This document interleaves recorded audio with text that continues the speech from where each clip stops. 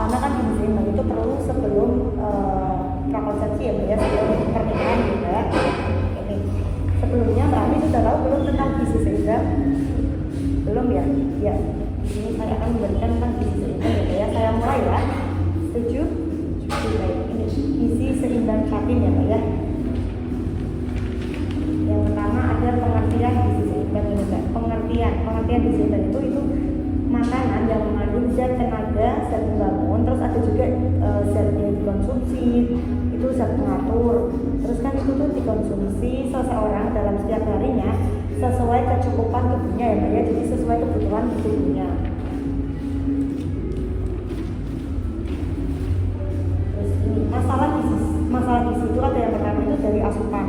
Dari asupan itu ada yang terlalu banyak atau terlalu sedikit asupan makanan yang zat gizi itu dibandingkan dengan kebutuhan, yaitu sesuai estimasi tubuhnya. Jadi yang Mbak butuhkan itu terlalu sedikit asupannya gitu. Terus ada juga di klinis, kondisi fisik atau medis yang dapat menimbulkan masalah gizi itu dari tubuhnya ya. Terus ada juga dari perilaku dan lingkungan, kondisi lingkungan atau perilaku yang dapat menimbulkan masalah gizi ya Mbak ya. Jadi dari lingkungan itu nggak sehat ya Mbak ya.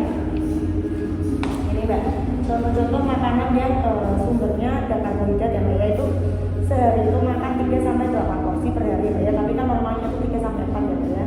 Terus ini ada zat karbohidrat itu ada nasi, ada lontong atau ketupat kan sama-sama dari beras ya Mbak ya.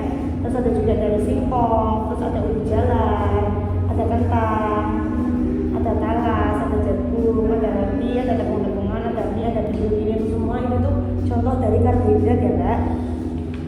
Terus ini ada yang sumber protein hewani Mbak, ini contoh-contoh makanannya itu dimakan itu sesuai kebutuhan tadi ya Mbak ya, 2-3 porsi dalam satu hari. Ini ada contohnya tuh ada ikan, ada telur ayam, ada telur bebek, ada ayam, ada daging sapi atau daging kambing boleh. Terus ada susu sapi juga, ada keju juga, itu dari protein hewani ya Mbak ya.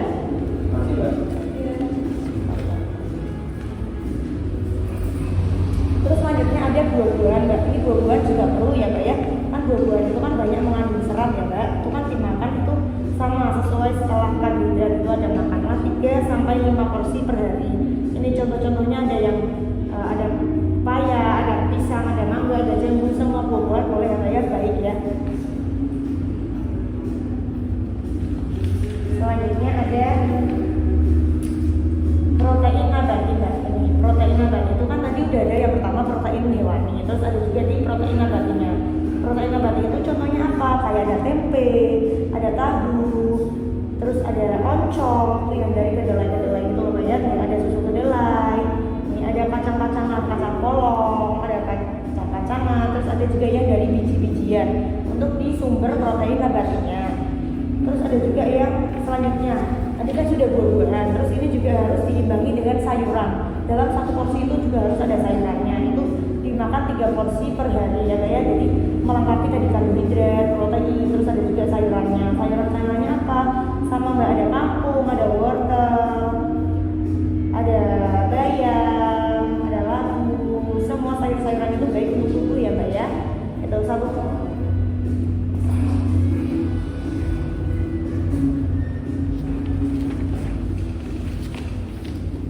Lalu ada aktivitas fisik Mbak, dari gizi itu ada aktivitas fisik.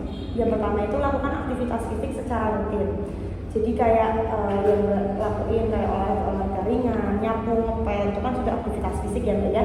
Terus ada aktivitas fisik yang dapat menjaga berat badan normal, kayak tadi olahraga ringan, lari-lari kecil, mengelilingi komplek gitu ya Mbak ya.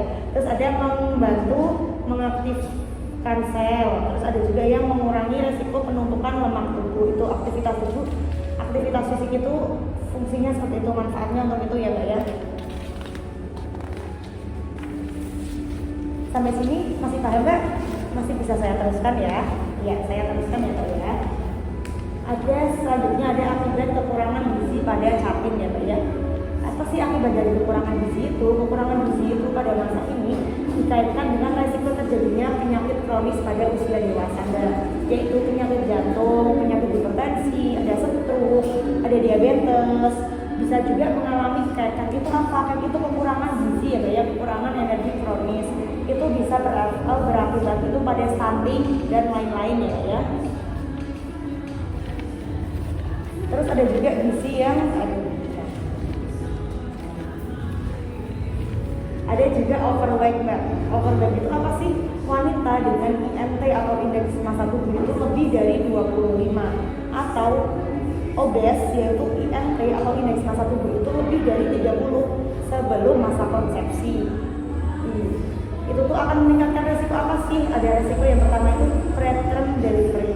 Terus ada juga gestasional diabetes atau masalah gula dalam kehamilan ya, manis pada kehamilan. Terus ada preeklamsi. Preeklamsi itu apa sih mbak? Itu tuh dari kayak tekanan darah tinggi di masa kehamilan ya. Terus ada fetal death.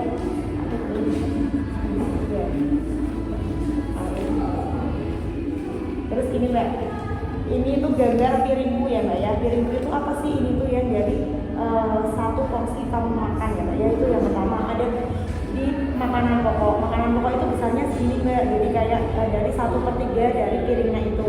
Terus ada juga sayurannya. Sayuran juga sama mbak, 1/3. Terus 1/3-nya lagi apa?